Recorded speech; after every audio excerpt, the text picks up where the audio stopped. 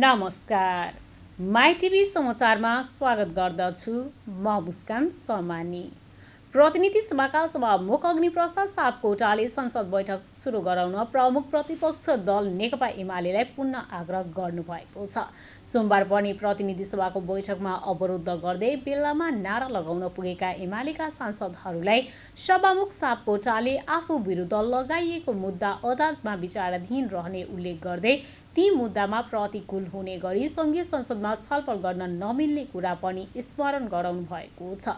उहाँले अति आवश्यक विधेयकहरू पारित गरेर जानुपर्ने भएकाले पनि संसद बैठकमा अवरुद्ध गरिरहन नमिल्नेतर्फ पनि एमालेका सांसदहरूको ध्यान आकर्षण गराउनु भएको छ। सभामुख सापकोटाले भन्नुभयो, नेपालको संविधानको धारा 105 ले अदालतमा विचाराधीन मुद्दामा न्याय निरूपणमा प्रतिकूल असर पर्ने विषयमाथि संघीय संसदको कुनै पनि सदनमा छलफल गर्न बन्दिश गरेको कुरा पुनः स्मरण गराउन चाहन्छु। प्रतिनिधि सभा नियमावली 2075 को नियम 21 को खण्ड ग घ का प्रावधानहरू हामी सबैले पालना गर्नुपर्ने प्रावधानहरू हुन्। उल्लेखित प्रावधानहरू पालनाका लागि पुनः अनुरोध गर्दछु। एमालेका अध्यक्ष केपी शर्मा ओलीले आफ्नो दलले कारवाही गरेका माधव नेपाल सहितका 14 सांसदलाई पदमुक्त नगरेर सभामुख सापकोटाले पदीय मर्यादा कायम गर्न नसकेको भन्दै सर्वोच्च अदालतमा मुद्दा दायर गर्नुभएको थियो। त्यही मुद्दा अदालतमा विचाराधीन रहेकाले न्याय निरूपणमा प्रतिकूल असर हुने गरी संसदमा ती विषयमा छलफल गर्न नमिल्ने सभामुख सापकोटाको तर्क रहेको थियो। सत्ता साझेदार नेकपा माओवादी केन्द्रले सरकार विस्तारमा देखिएको कानुनी जटिलता हटाएर तत्काल प्रतिक्रिया सुरु गर्नुपर्नेमा जोड दिँदै गठबन्धनमा आबद्ध दलसँग छलफल गर्ने भएको छ। पार्टी केन्द्रीय कार्यालय पेरिस टाडामा सोमबार बसेको स्थायी कमिटीको बैठकले मन्त्री परिषद विस्तारमा देखिएको कानुनी जटिलतालाई चाँडो समाधान गरेर अगाडि बढ्न गठबन्धनमा संलग्न दलसँग परामर्श गर्ने निर्णय गरेको हो। बैठकमा सरकार विस्तारका लागि कानुनी जटिलता, अध्यादेश तथा सर्वोच्च अदालतमा रहेको मुद्दा लगायत विषयमा छलफल भएको थियो।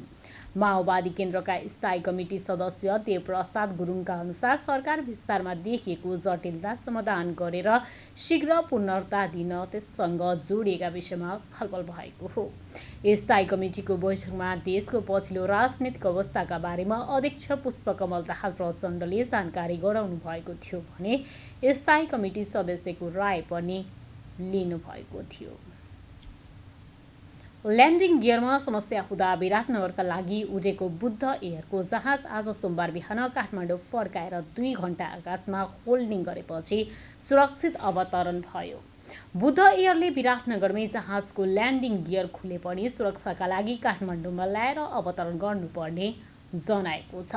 बुद्ध एयरले विज्ञप्ति मार्फत भनेको छ, जहाजमा ल्यान्डिङ गियरका लागि 2 वटा इन्डिकेटर रहेको हुन्छ, जसका अनुसार प्राइमरी इन्डिकेटरमा सङ्केत नदेखिएको तर सेकेन्डरी इन्डिकेटरमा सबै ठिकठाक रहेको देखियो। यसरी सेकेन्डरी इन्डिकेटरमा रातो बत्ती बलेको अवस्थामा पनि ल्यान्डिङ गियर खुलेकै मानिन्छ। सुरक्षामा शून्य सहनशीलता अनुसार क्याप्टेनले जहाज तुरन्तै काठमाडौँ फर्काउने निर्णय गरे।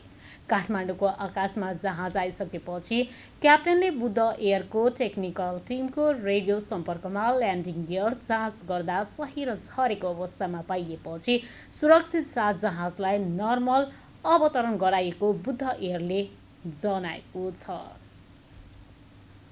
गुराँस गाउँपालिका 5 गोगनपानीको भैरी खेलामा भदौ 15 गते फेला परेको युवतीको शवको पहिचान खुलेको छ। शव फेला परेपछि युवती नारायण नगरपालिका 10 भवानीकी 22 वर्षीय अस्मिता बोगटी भएको प्रहरीले जनाएको छ। प्रेम सम्बन्धलाई बेहुवामा परिणत गर्ने क्रममा विवाद हुँदा उनको हत्या भएको प्रहरी अनुसन्धानमा खुलेको छ। उनको हत्या आरोपमा गुराँस गाउँपालिका 5 गोगनपानीका 21 वर्षीय गणेश विकला पक्राउ गरिएको छ। गणेशले गएको भदौ 14 गते राति 10 बजेतिर अस्मिताको हत्या गरी भैरी खेलामा फालेको भन्ने आरोपमा प्रहरीले असोज 1 गते उनलाई पक्राउ गरेको थियो। आरोपितको संलग्नताको प्रमाण जुटाएर गणेश विरुद्ध पीडित परिवारबाट हत्या कसुरमा जाहेरी दिएको जिल्ला प्रहरी कार्यालय दैलेखका सूचना अधिकारी एवं प्रहरी निर्देशक इन्स्पेक्टर इन्द्रजित सुनारले जानकारी दिनुभएको छ। अस्मिता 5 वर्षदेखि काठमाडौँमा घरायसी कामदारका रूपमा काम गर्दै आएकी थिइन्। प्रहरी समक्ष गणेशले अस्मितालाई आफू विवाहित रहेको र आफ्नो एक छोरी समेत भएको बताएपछि विवाद भएको र अस्मिता खुल्लामा हाम फालेको बयान दिँदै आएका थिए। अस्मिताको सब घटनाको भोलिपल्ट भदौ 15 गते बिहान बिउरा खेत नजिक भैरी खेलामा भेटिएको थियो। त्यसबेला पहिचान नखुलेको कारण भदौ 19 गते पोस्टमार्टम गरी नारायण नगरपालिका 8 झुप्रेसाल जङ्गलमा प्रहरीले शव खाडल खनी गरेको थियो।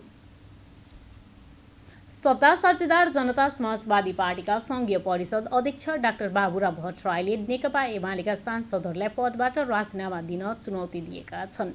संसदलाई दुई चोटि विघटन गर्ने एमालेलाई संसदमा आउन समेत लाज हुनुपर्ने टिप्पणी समेत गरेका छन्।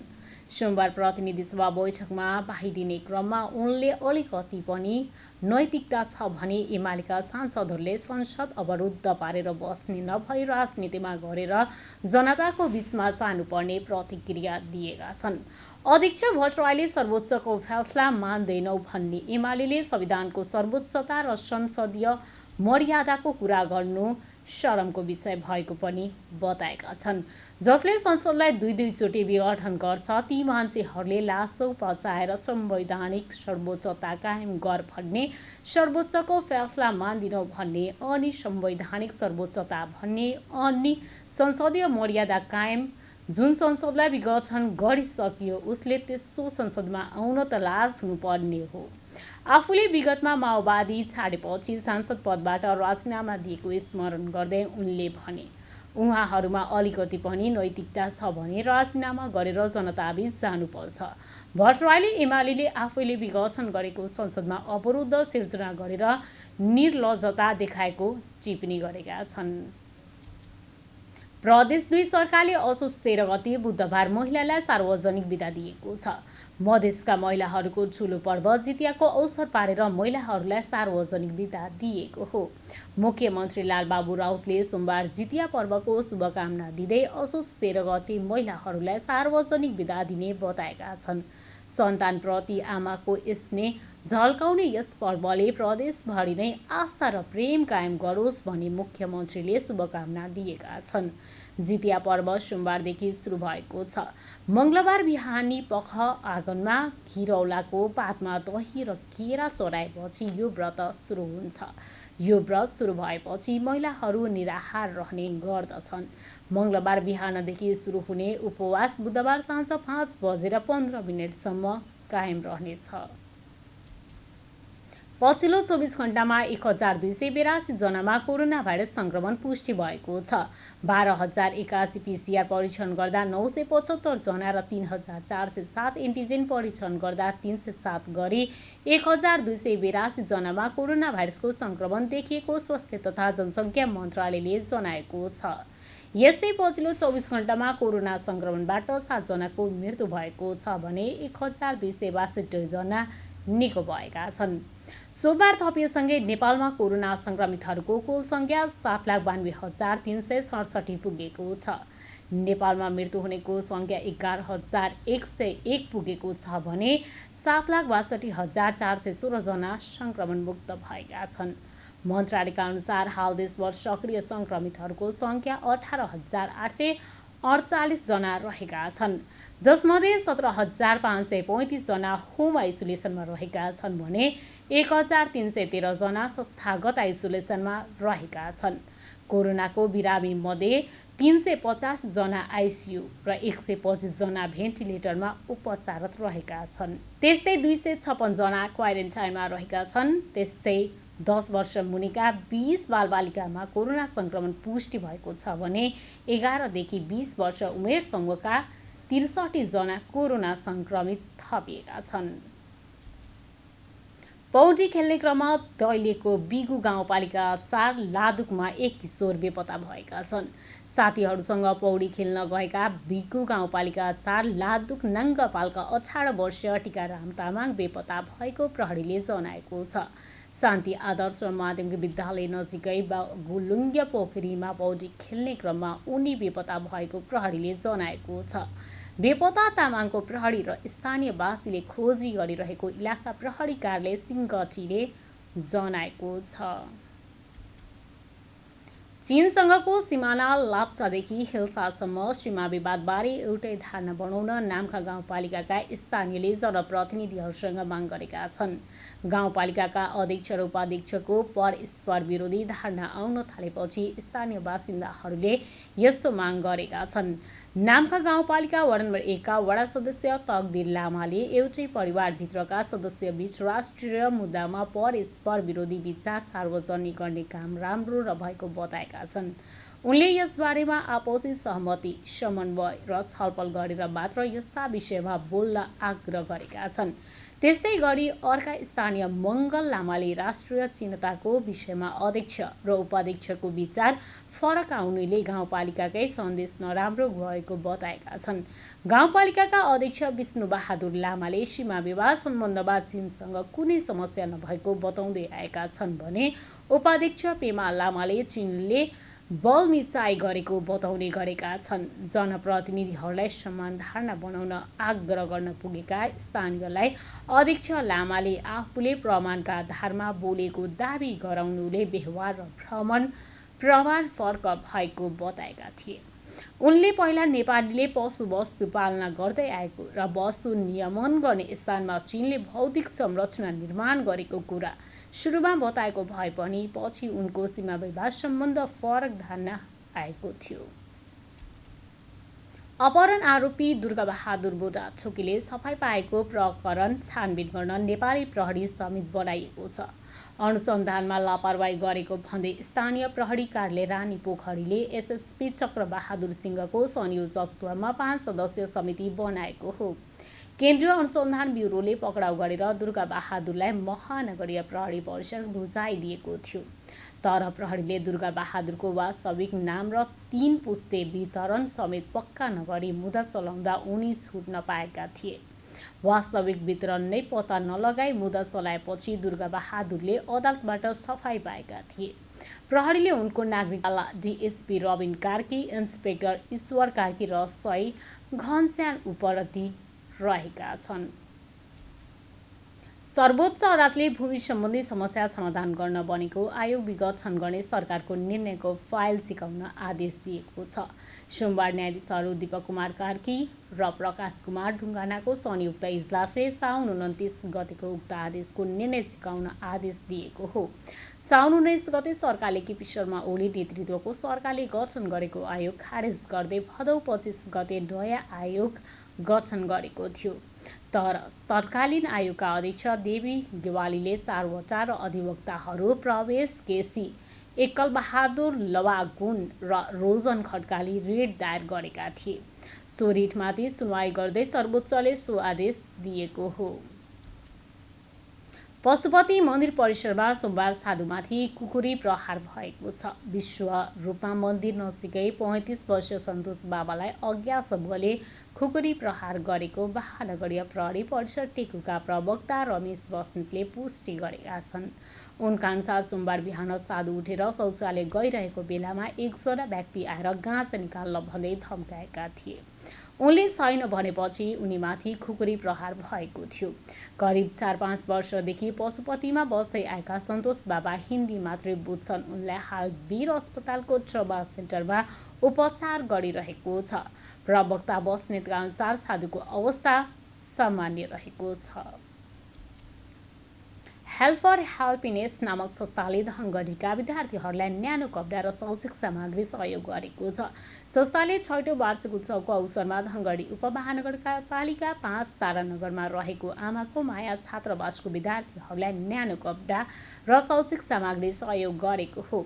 साथै हेल्प फर ह्याप्पिनेस मेडिकल टिमका संयोजक दृष्टि विशेषज्ञ डाक्टर युवराज जोशीको समूहले विद्यार्थीहरूको आँखा निःशुल्क परीक्षण समेत गरेको छ। विभिन्न समस्यामा परेका नागरिकको उद्धार गर्ने, आपतकालीन रक्तदान गर्ने, मौलिक तथा सांस्कृतिक महत्त्व बोकेको चाडपर्वमा विशेष कार्यक्रमको आयोजना गरेर खुसी नपुगेको ठाउँमा खुसी पुगाउने, विपन्न तथा असहायलाई आर्थिक सहयोग गर्ने, लैङ्गिक हिंसामा परेका महिला तथा बाल यौन दुराचारको शिकार भएका बालबालिकाहरूको उद्धार, छाडा पशु चौपायाको औषधि उपचार गर्ने जस्ता कार्य गर्दै आएको संस्थाका संयोजक डाक्टर जोसले बताउनु भएको छ। अब अन्तर्राष्ट्रिय खबर। आफ्ना विरोधीलाई योजनाबद्ध रूपमा समाप्त पार्न कतिसम्मको हदपार गर्न सक्छन्, अमेरिका भन्ने कुराको पछिल्लो उदाहरण बनेको छ। जुलियन असान्जेको अपहरणपछि हत्यासम्मको योजना सन् 2017मा असान्जे लन्डन स्थित इक्वेटरको दूतावासमा शरण लिएको 5औं वर्ष हुँदै थियो। अमेरिकी गुप्तचर संस्था CIA असान्जेलाई अपहरण गर्ने योजना बुनेको थियो। राष्ट्रपति डोनाल्ड ट्रम्प प्रशासनभित्र असान्जेको अपहरण र हत्यासम्मको योजनालाई कार्यान्वयन गर्ने विषयमा बहस गरमाएको थियो। याहू न्युजले CIA र ट्रम्प प्रशासनका केही उच्च अधिकारीहरूले हत्या समेतको योजना बनाएको र उनलाई कसरी हत्या गर्न सकिन्छ भन्ने विषयमा सङ्केत वा विकल्पका बारेमा पनि छलफल भएको जनाइएको थियो। अब खेल खबर। एभरेस्ट प्रिमियर लिग EPL अन्तर्गत आज तय भएको काठमाडौँ किङ्स 11 र विराटनगर वारियर्स बीचको खेल स्थगित भएको छ। किर्तिपुर स्थित DU अन्तर्राष्ट्रिय मैदान खेल्न लायक नभएकोले खेल नहुने भएको हो। खेल टस नै नभई स्थगित भएको हो। अघिल्लो दिनको वर्षाका कारण मैदान भिजेकोले 9:30मा सुरु हुनुपर्ने खेल निर्धारित समयमा टस हुन नसकेपछि खेल हुन सकेन। 11:40मा पछिल्लो पटक मैदान निरीक्षण गर्दा खेल मैदान तयार नभएकोले खेल स्थगित गर्ने निर्णय गरेको हो। मैदानमा धेरै पानी जमेकोले खेल खेलाउन लायक नभएको हो। असान्जेले खेल खेल्नु आयोजकले खेल पुनः अर्को हुन सक्ने सम्भावना हुने जनाएको छ। त्यसका निर्णय टेक्निकल कमिटीले गर्ने आयोजकले जनाएको छ। खेल स्थगित भए पनि अङ्क भने बाँडिएको छैन। काठमाडौँ उद्घाटन खेलमा साबिक विजेता ललितपुर प्याट्रियोट्सलाई पराजित गरेको थियो। विराटनगर भने पहिलो खेलमा चितवनसँग पराजित भएको थियो। माइटिभी समाचार अहिलेलाई यति नै। अर्को समाचार लिएर फेरि उपस्थित हुने नै छौँ। तबसम्म माइटिभीका सम्पूर्ण युनिटसँगै म मुस्कान सोमानी पनि बिदा चाहन्छु। संसार जगतको सहयात्री माइटिभी हेर्दै रहनुहोला। नमस्कार।